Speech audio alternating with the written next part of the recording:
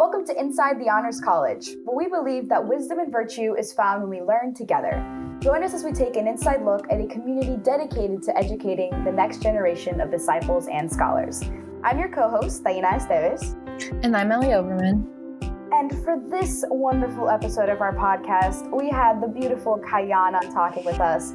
Kyana has quickly become someone that I want to engage with more in my honors college experience.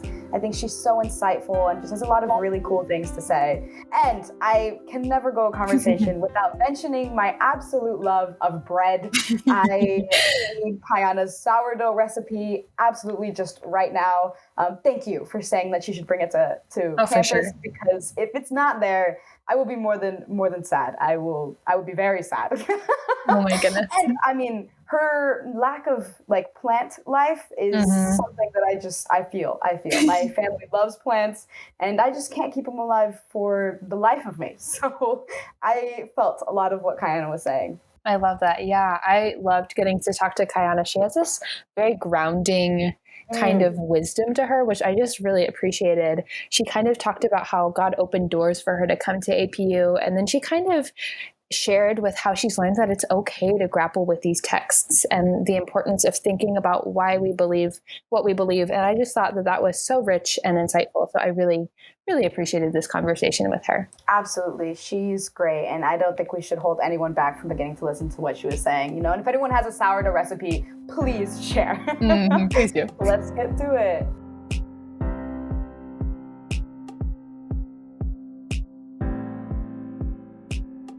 Oh my goodness. Hi, friend. It is so good to see you. Hi, how are you? I'm good. I am so excited to have you on and to kind of get to hear your story and how honors has shaped you. So I'm just super stoked. I'm super excited to be here. Okay, awesome. Let's get right into the icebreaker question. Do you have a favorite quarantine hobby? Let's see. Oh, I have two that I've been doing pretty consistently. One, I've been golfing a lot more. I golfed in high school and that's been really fun. And then the second one is the stereotypical quarantine hobby is I started a sourdough starter and I think it was either June or July. And I have kept it alive, which is super impressive. I make waffles and sourdough bread, and hopefully I will bring it to campus and just bring everyone warm bread every week. So that should be fun. Oh, I love that. Wait, so for golfing, are you a putt-putt or are you a serious golfer? I'm a serious golfer, but I'm not super great. I'm mid 80s for people that do golf, and I just do it for fun now. I don't compete or anything. Right. That's so cool. I haven't talked to anyone who does that as a quarantine hobby, but it's so smart because you're social distance. That's brilliant. Exactly. Yeah. And you can still hang out with friends and just be far away. Right. I also need you to know I am just so impressed that you've kept your sourdough starter alive, because I also went through that phase, but I gave up in 2 weeks. So your tenacity and sticking that through, that's really impressive. I tried to keep plants alive, didn't work, but sourdough, something about it, I can keep it. So I'm also excited, super proud. Right. I feel like plants are harder than sourdough, but no, that's backwards. I think sourdough is harder than plants because you have to just constantly be paying attention to it. How are you going to get it to campus? Do you have a plan for that? Right now it's in just a little container. And so I'm just going to bring it and then we'll have it in the fridge. I'll just have my flour. It's kind of interesting. My roommates, I've already prepped them. I said, we're going to bring all of the things that I need to make sourdough bread, but it's fine. It'll all pan out in the end. I love that. Okay, well, let's get right into kind of your honors story. How did you hear about the Honors College and why did you decide to be a part of it? Yeah, for hearing about it, it's not the most traditional way of hearing about it, but it also seems like a lot of people have this same experience of we had no idea what we were getting into. I had been in AP classes and honors classes in high school. And so going into college, I thought, oh, that's just the same thing. And then it obviously isn't. Right. So when I came for the trustees interview weekend, I went to some of the colloquies. And to be completely honest, the first colloquy I went to, they were reading Kant and I hadn't read it. And I don't know what Kant is. And Kant is a difficult read basically. Right. And so I sat in there for an hour and a half and everything just went straight over my head. And I thought, oh boy, this is kind of wacky. Right. But I gave it another shot and I went to Professor Hale's colloquy, and they were reading about the Ring of Gyges and Republic and everything. And I had read about that in high school and sophomore year. So I was super excited and it was really fun.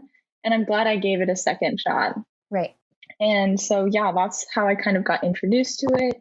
And then I loved the honors college and I had said, hey, I want to go to APU. It would be really fun, but on the back burner too, because it was kind of a long shot for me. I didn't know if I could afford it or anything. And so I said, hey, we'll see what happens.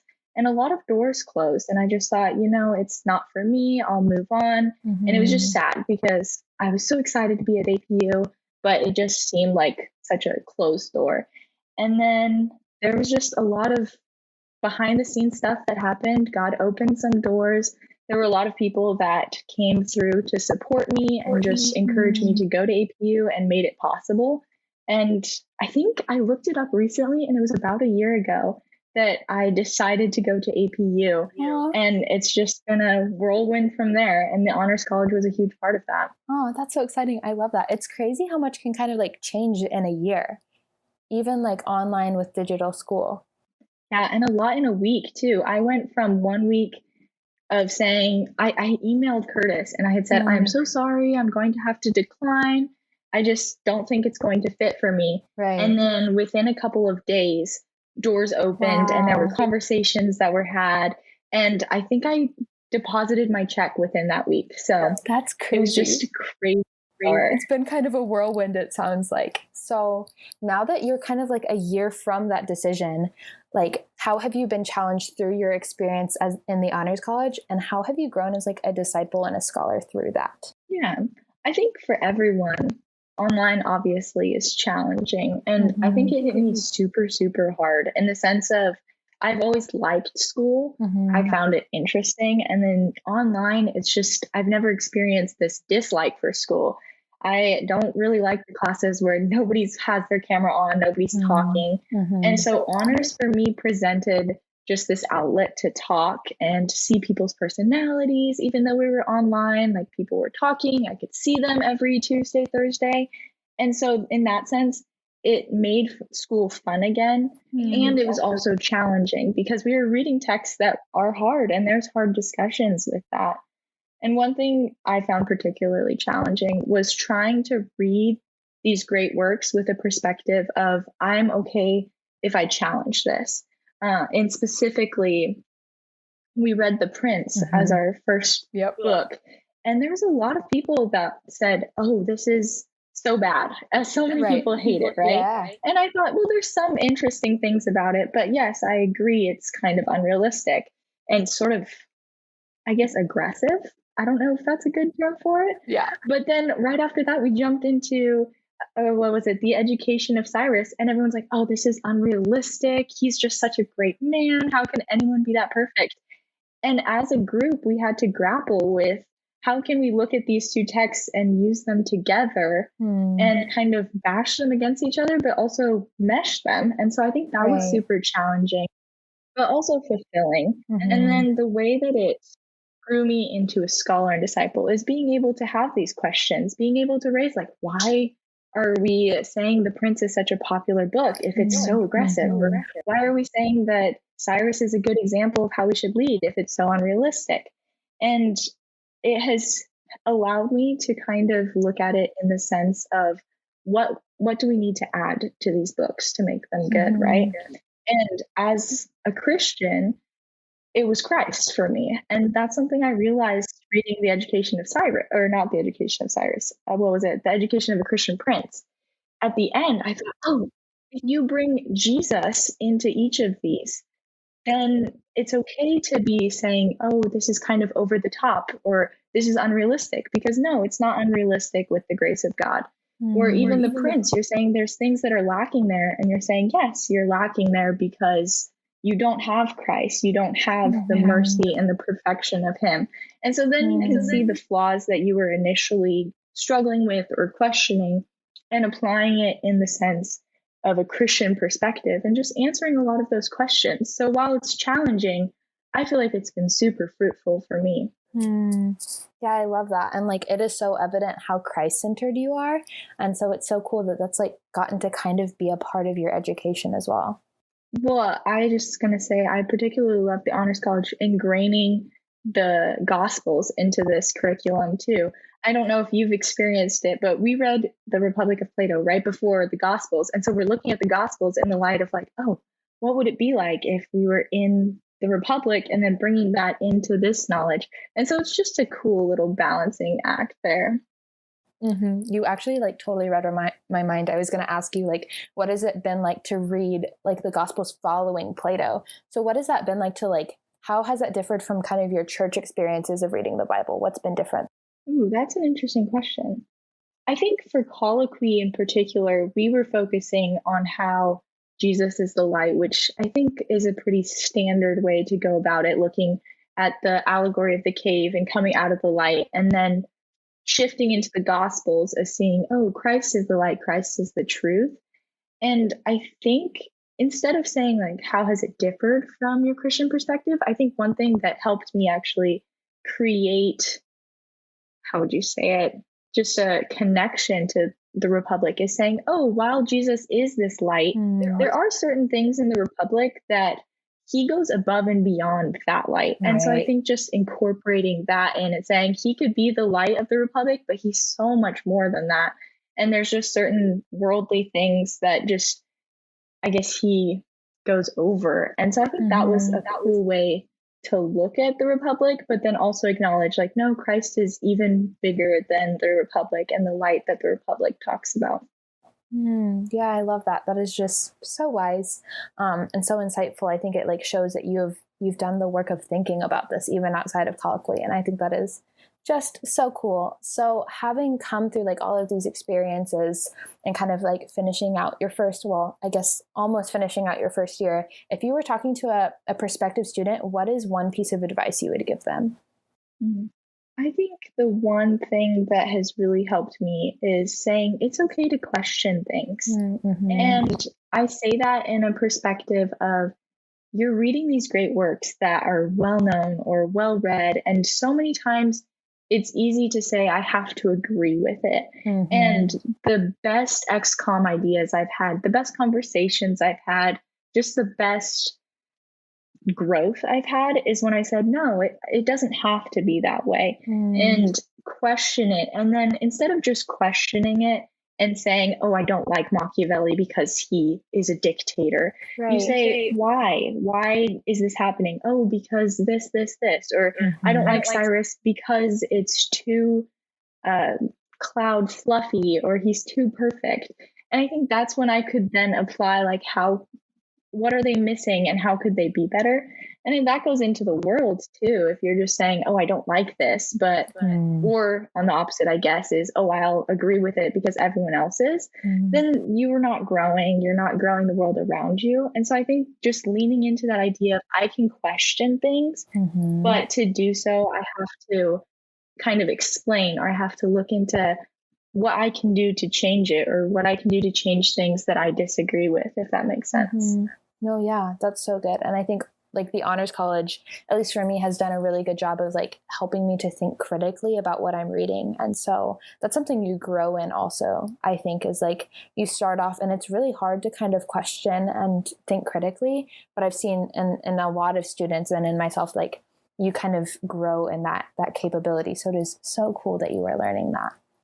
And hopefully, since we will be hopefully on campus in the fall, we can be talking with everyone. I know Elle and I had so many conversations about just what we disagreed with or what we agreed with. Oh, by the way, I should say Elle is my roommate. She's also in the Honors College.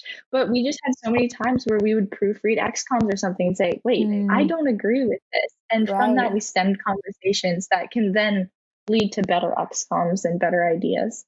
Right. Which is kind of what the Honors College is all about, is like this connecting and learning through that connection, I think. So it's so cool that you've like created that space even online. That's something I really admire about you. Absolutely. It's so much fun too, to just talk to honor students and have conversations just about like weird ideas from great works. Right. Well, Kyana, thank you so much for taking the time to kind of share your experience as a disciple in the Honors College and to just like give some advice to prospective students. I really appreciate it. Thank you for having me. This has been really fun.